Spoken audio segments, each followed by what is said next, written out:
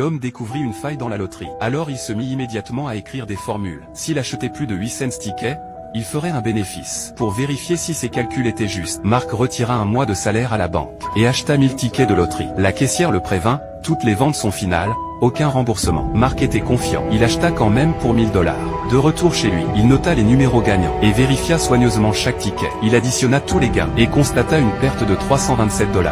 Avait-il fait une erreur? Marc revérifia les règles de la loterie et repassa tous ses calculs. Cette fois, il en était sûr. Le problème, c'est qu'il n'avait pas acheté assez de tickets. Il retira davantage de ses économisés et acheta 6000 tickets. Il fallut plus d'une heure à la caissière pour les imprimer. De retour à la maison, Marc nota chaque ticket gagnant. Il gagna 15 700 $. Sa stratégie fonctionnait. Marc continua d'acheter toujours plus de tickets. Il tenta de cacher l'argent un peu partout dans la maison, pour que sa femme ne le découvre pas. Mais avec les gains qui s'accumulaient, elle finit par tomber dessus, qu'il avait trouvé une faille dans la loterie, et que tout cet argent venait de là. Il s'attendait à se faire crier dessus, mais à sa grande surprise, l'expression de sa femme changea. Elle était fâchée qu'il ne lui ait rien dit plus tôt. Alors tous deux décidèrent d'aller à fond. Ils mirent en commun tous leurs gains, et achetèrent 60 000 tickets. La caissière était stupéfaite. Ça va prendre 10 heures à imprimer. Impossible pour elle de faire ça seule. Alors Marc et sa femme l'aidèrent à tout imprimer. Ils ramenèrent boîte après boîte de tickets à la maison. Puis ils vérifièrent soigneusement chaque ticket. Après plusieurs jours de travail, ils gagnèrent 5 millions de $. Mais cette fois, le montant était trop important pour passer inaperçu. Ils décidèrent donc de déménager dans une autre ville, et de tenter à nouveau leur chance.